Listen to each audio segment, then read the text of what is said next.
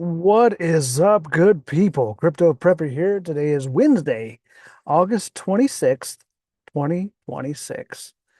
Time is flying, friends. Today's fear and greed index is 80. I think it was 81 yesterday. I forgot to look at it the other day when I did Bitcoin on Monday. Then I did Ethereum yesterday. And I'm gonna skip BNB because I don't really care for it. It's just, I know it's on multiple exchanges, but maybe I'll do one later. But I've got everything queued up for XRP because, in my mind, I don't care what coin market cap says, XRP is up towards the closer to the top of this list. So let's talk about setting up a bot on XRP, and we will start with this one right here. So what I did here is I've got it set up on Coinbase, XRP, and USDC as the pair. $1,000 investment as always. 31.25 is base order amount. 968.75. And averaging orders 5. Averaging order step percent 7.25 on this back test. So what I did personally, and I'll show you my personal bots once we're done talking about how to set up a more of a set and forget bot like I usually like to show you how to do it. And but what we can do is play around with some of the back tests on changing the averaging order step percent. And then, as always, the step or the amount multiplier is x2 and step multiplier is off. If you wanted to get more details on what that means, check out the last couple of videos. I go into more detail. Price change percent is 5%. And for this back test, the pump dump protection is kept on and it's defaulted at on. Okay, so you can kind of saw probably before I hit that button what kind of return this one provided. And this one was a 15.05% return. So if you've watched some of my other videos, or a lot of my other videos, I mention on what I'm looking for on these back tests. Of course, the APY, the return on investment, is the most important, right? That's what we're here for. The other thing I look for is continuation on the back test here. So it it's recently sold a bunch on these settings, so it's got continuation. But especially if we were running it right about here, I would still like to see continuation, at least a couple of lines underneath the current price. And then the next thing I look for is the activity on there. I look for naked spots, I call them. So this one had, you went, even though you made 15%, you went from February 6th until August 20th before seeing any activity. So, it might not be bad, but, and that's why we don't put all our eggs in one basket, because we might set up a bot on using the 7.225 and then one at 7.5. And we'll run a back test on that to see what that would have produced. So this is quite a bit better, 19.62. And also we've got the continuation, which is not a surprise. And then we have a lot more activity. So you've got, you could have 10 bots, 10 of these bots and use different coins if you want. And you could have 10 bots on the same coin if you wanted to, but that would be a little overkill in my opinion. But you set up a bunch and then you're always seeing activity. So you're looking at your portfolio and it's either picked up more coins or it's produced you more profit in USDT or USDC, whatever your stable in the pair is. Okay, so we see that, and then I think my next tab actually I have 8, and this is what I found was maybe the better. Let's do 7.75 just to see what that gets. So 1962 was 7.5, 18.9, so you got multiple bots and you're averaging, at this point we're close to 17, 18%. Um, if you averaged out all those bots returns, if you were to set up, $1,000 bot on each one of these, with each one of these settings. And in the next tab, you can see here all my settings are the same. I just had a couple different tabs open. I was playing with them. $1,000 investment, 31.25, 968.75. The only difference is that 8. See, multipliers, X2, step multipliers off, take profits at 5, and pump dump protection is on. And you can see that one was a 19.76. Yep, 19.76. And then we see something similar to the other bot. So those are great looking back tests. And I'll show you because this whole like staggering what I would call it with changing the averaging order step percent, the distance between these lines, and setting up multiple coins on the same bot using different distances. That's what I did on my actual personal live account. So not gonna I've clicked the buttons that hide the actual values and whatnot, but you can see here, like I've mentioned the past couple days, and if you've seen my older videos, what I did about this time here in early July is I went ahead and uh, closed out all my bots because they were all fully vested, and so they were all full of XRP. And I was like, well, I was listening to the blockchain backer. He was thinking we're close to a bottom. So I went ahead and took all that XRP off the exchanges and moved it over to a lending facility where that I've used before with little luck, fine, a good experience to make the least of it. And if you're interested, I could share that information, but I took a loan on it, so I brought in 30% of what I only took a loan on 30% of my holdings, so I didn't have to worry about liquidation. If we did get that flash crash that people were talking about down to the 50 to 60 cent range, I didn't want to run the chance of getting liquidated. So taking a loan on it when it was at its lows was a less risky strategy. And then what I did was I took that money the loan and put it into these bots. And so it looks like I started these, all of them a month and 19 days ago, and I'm not giving you personal financial advice, but most people aren't going to put all their, you could start a handful of bots with, some money and just do them. And then as the bots are making you money and as you're getting more money in from your other streams of income, you can continue to set up more bots. You don't have to close them out unless you want to. So there's one here that is old, this HBAR bot. It's 5 months old, and nope, almost 6 months old. Man, it's been that long. And I just set it up with a little bit of money, and not what I usually put in my bots. It was like at least $1,000. I'll just keep it at that. And you saw had a lot of activity here, then a boring side. And I set this one up to be even riskier than I typically do. And if you go back into my history and look at the video I did on that, I'll show you the exact settings that I used.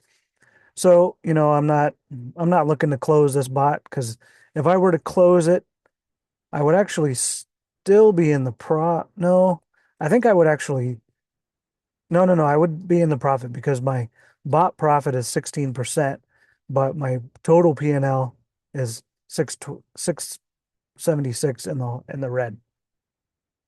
So maybe I would take a little bit of loss. I haven't looked at the numbers because I'm not interested in closing it, but um let's go back to where's the one that I had pulled up before. Yeah, so oh, you know what? Let's go back to the back test. I think it was on this one. And that's maybe why I had it set up in a different window because I wanted to show you something that I thought was really interesting. So on this back test, and this is the one with the averaging order step percent at 8%. Look at that. It bought the exact, like maybe it went down another thousandth of a penny. It caught that almost the exact bottom that XRP had at 98 cents, and it wouldn't have picked up a whole lot in $1,000 bot setup because it sold here and bought again and then bought here again. It would have maybe 120 bucks, 122 bucks uh, invested in the bot at that point. So it wasn't fully vested. It didn't really, you know that was the bot and like dump its whole USD value in it. But that's fine. Uh, you never, but the bot caught the bottom, even though it didn't just ape all of its you ape all of its USDC in at the bottom. Um, but this bot here that I have set up, it did basically the same thing. I think this is the one that got closest to the bottom, and it actually was a little bit better vested than that other example, because with $1,000 bot, it's going to purchase $31 here, another $31 here, $62 here, $120 here, and $250 here. So it was $500 vested. So it just needed that one more dip down to that 90, probably 3 cent range to be fully vested. So it didn't quite get there, but it got a nice percentage of its value popped right in there at the bottom. Okay, so I wanted to show you how these bots have done so far, and mention again too that I think it was after this first day or two of this pump that we saw over the last week, where I realized that these bots were not really doing what they're intended to do. They're once they sell, they're supposed to immediately buy. But because it was going up so fast and I had that pump dump protection on, because in the previous back tests that I've done, it did better with it on. Because you can see here, if I turn this off, this pump dump protection off over the 365 days, the return is going to be a lot less compared, maybe not a lot less, but 15% less. There was one that I turned it off. It might have been this other one in this tab. I turned it off and ran a back test just for shits and giggles. And it was like 5% or something versus almost 20%. So the pump dump protection is going to help you more in the bear market. But like I've mentioned before, that if you have it on, it's going to make a little bit less in the bull market, but it's still going to be making money. So if you're not worried about it, just leave it on. Oh shoot. What the heck? Okay. That was weird. I lost my internet connection there for a little bit. I'm on the road, so I'm using a hotspot uh, to check this out. So it might be running a little slow, but hopefully the recording comes out okay. So this bot caught the dip, and then what I did was I went into the modify bot settings and changed that pump dump protection on. So now you can maybe see a little bit of red there and maybe a tad bit there, but you can't see it quite as clear as you can those first couple of days, because it sold here and then it bought back here, or maybe it sold here and then bought here and then maybe bought here. It's hard to remember unless you really zoom in, because there's a lot of activity on those bars.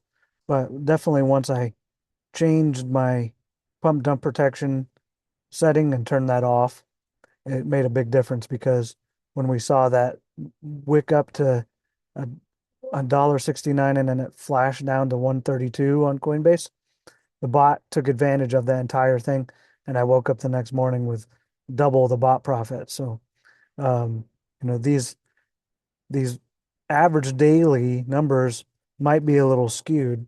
And if you take, there's not a whole lot of